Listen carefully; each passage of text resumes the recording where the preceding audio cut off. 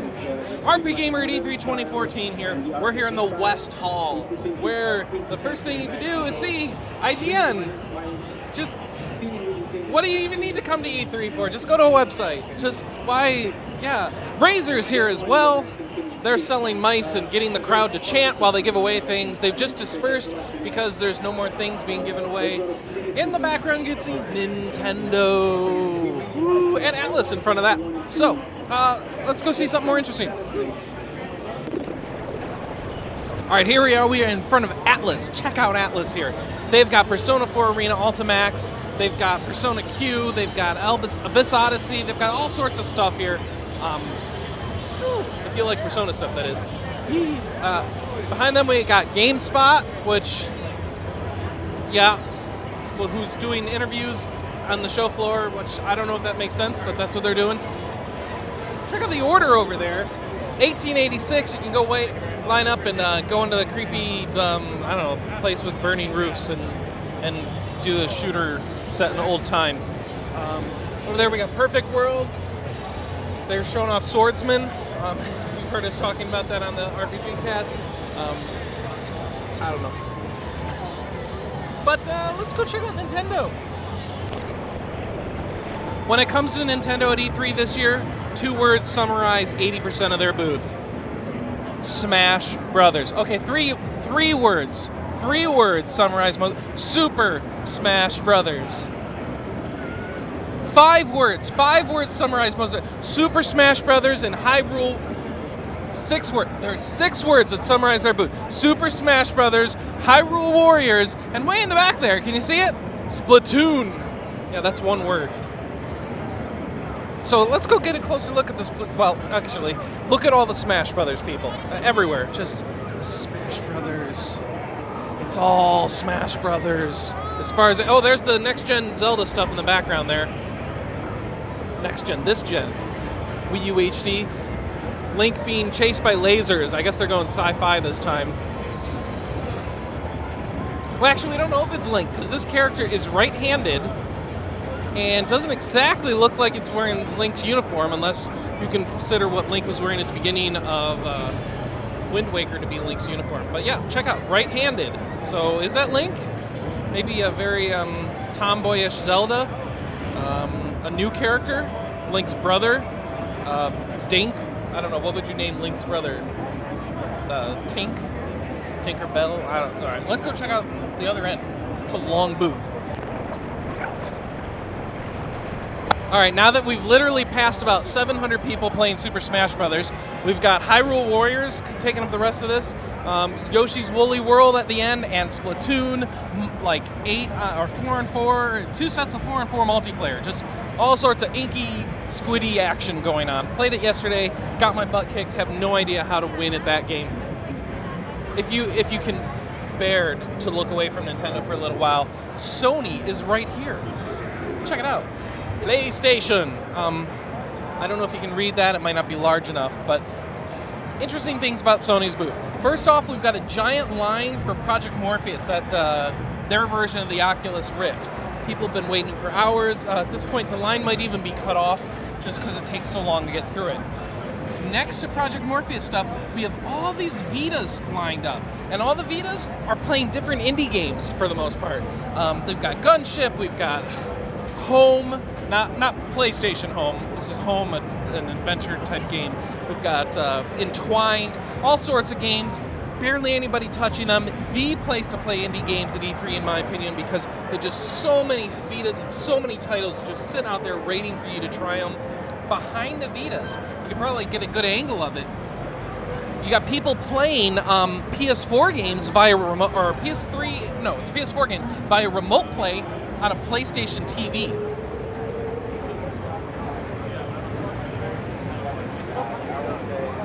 Check it out. They've got Weeper Souls streaming to a little PlayStation TV, and keep in mind there's a mirror in the back of that, so it looks twice as big as it actually is. That tiny little black thing, that's a PlayStation TV. And you can play, and you can tell it's being streamed, but still, it's pretty awesome. That little box and a PS4 controller, that's all you need. So, we got coming on over here.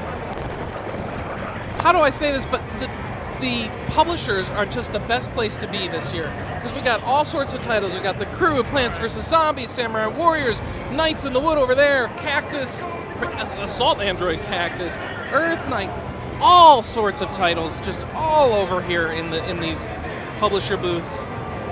We got some more in the corner here. Did you know that Destiny's coming out on Xbox as well? You wouldn't get an impression for it given how much that they are just entwined with the Sony booth this year. Just tons of Destiny over there. Come on. So check it out. We've got Little Big Planet 3. Isn't it adorable? And Devotion. But really, I brought you here for this. Bloodthorn. The follow-up from the creators of Demon Souls and Dark Souls. It's just thickly lined. Thickly lined? I don't even know what that means. Look at the awards that Bloodthorn's received. All they're showing is a video of the game being played. So, I mean, we can't film it, we can't take pictures of it, and we can't play it. But super tons of attention. Hey, let's go check out Microsoft. I wonder if we can find them. I don't know. I know where PlayStation is. But where's Xbox? Oh. Huh. They're just kind of staring at each other. You're just waiting for a war to break out in this alleyway. It's like you don't want to walk down it. You might get jumped. All right. So as you get out of the Sony booth, you can go into the Microsoft booth right here. First impression, everything here is very green, and green is not as comforting a color as blue. All right, first off, you walk in here, you can't miss Forza Horizon 2. Check out the Lamborghini Huracan. Oh my gosh, I want one. The game, I'll take the car too. It's won a few awards too, as you can tell. That's a lot of signage. Do you think they make up that? Yeah, check it out. Thank you. Over there you can see someone in the 3-monitor setup for Forza. Over here we got Fable Legends. People doing co-op adventures with someone doing the dungeon mastering. Project Sparks over here. We got tons of indie games. In the corner here, some Xbox 360 stuff. Yes, the Xbox 360 still exists and is still getting games polished to it. Let's check over here. There's some corporate sponsorships going on, I think. So, Sunset Overdrive has taken up a huge section of the Microsoft booth. Obviously a big exclusive for them. They even have Overcharge, the energy drink that turns people into mutants from the game, available in a vending machine right there. I think you have to play the game to get a coin or whatever. They've won a few awards. They didn't have a place for them, though, so they've just put them on top of their logo, which I think is pretty, inventive. Why not? We've technically seen all we need to see at Microsoft, but I just can't pass up the opportunity to say Super Ultra Dead Rising Arcade Remix Hyper Edition EX Plus Alpha again. I actually think when I was just watching someone do the character select screen, I almost could swear I saw Nina from one of the Breath of Fires in there. Probably. I think there's a ton of Capcom characters in it. I don't want to play the game. I just like saying its name. Better shot of Sunset Overdrive for you.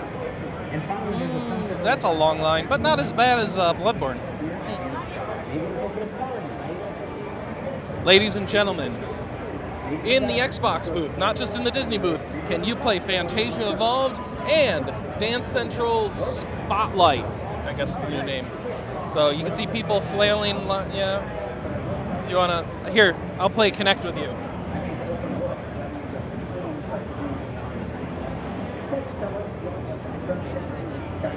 You can stop now. It's not detecting my leg right. Hold on. No. Yeah. Whatever. It probably works better with the games. So let's go that way.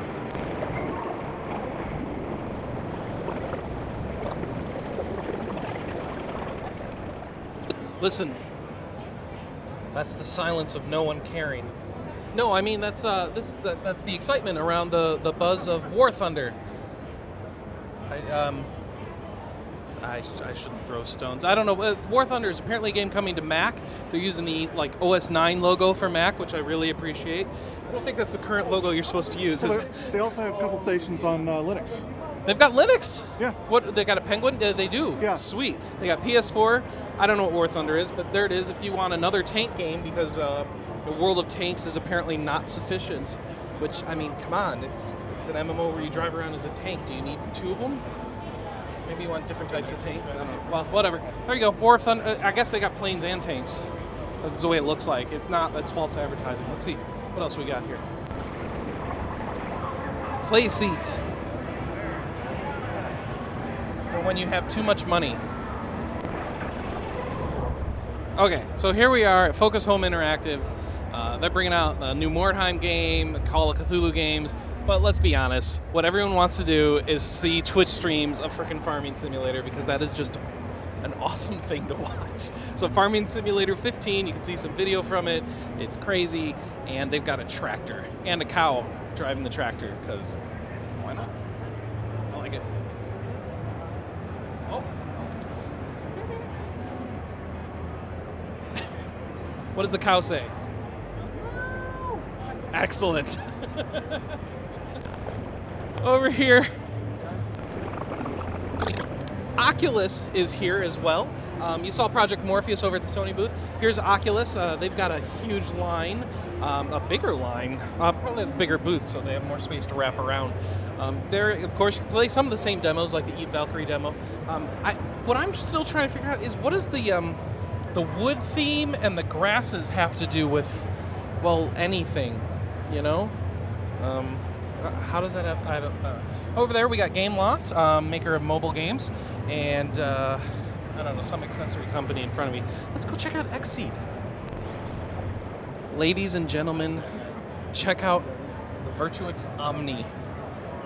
So this is an accessory for you to use with your VR headset. I think they're working with the Oculus Rift right now.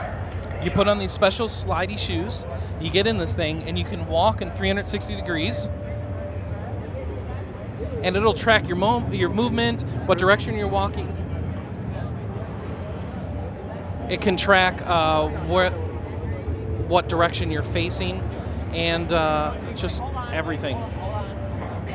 Super cool. So here's a guy. What I like about this guy is just how into it he is. He just completely has the mannerism of a guy who's in the game for real. So you won't actually look like that. You'll look slightly less cool when you play at home. But that's the general idea, is you pick a direction, you face, it walks, you move in game. They've got a little firing accessory, so they got a gun thing. I guess that comes with it, I don't know. And then it'll actually, when you pull the trigger, it'll fire in the game. So you can go for, you know, you remember virtual reality back in the 80s? It's kind of like bringing that back, but with higher resolution and a little less expensive. They're handing out coupons. I guess they're expecting people to just run home and buy them. It's something else, I'll tell you that much. All right, let's go to Xseed.